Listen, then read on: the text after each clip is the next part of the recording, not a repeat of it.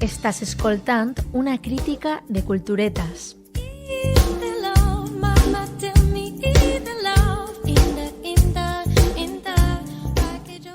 La pèrdua és un territori que, per si encara es mantenia ocult per algunes persones, ha sigut el camp de batalla d'aquest any que ja quasi acaba.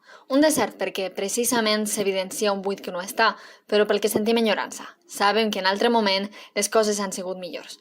D'aquest buit parla Mamen Gómez en la seva última novel·la, El silencio de las flores, una lectura intimíssima en què relata el camí de tristesa després de la ruptura amb la seva parella, uns bitllets d'avió que ja no s'utilitzaran, un restaurant japonès al que no tornarà o unes fotografies al telèfon ens donen pistes sobre aquesta absència.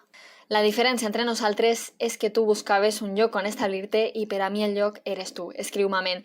Un relat on s'entremescla la realitat i la ficció de l'autora i que per això es sent tan proper i sincer. Sense una prosa complicada, apel·lant a la vessant blogger de l'autora, per la qual se la coneix, Mamen Gómez perfila una protagonista que es perd i retroba en tan sols 100 pàgines. L'inici té una força commovedora que ens retreu a l'adolescència i sos sentiments desbordants. Un llibre senzill però que per aquest motiu pot penetrar també a qui el llegís, per la universalitat dels sentiments que descriu. La pèrdua no escapa a cap ésser humà. També per la forma de fer-ho a mig camí entre un diàleg interior i el relat cronològic. Això sí, totes aquestes qualitats es desdibuixen a la segona meitat, on l'autora es deixa arrossegar pel discurs i els paràgrafs es converteixen en consells de vida.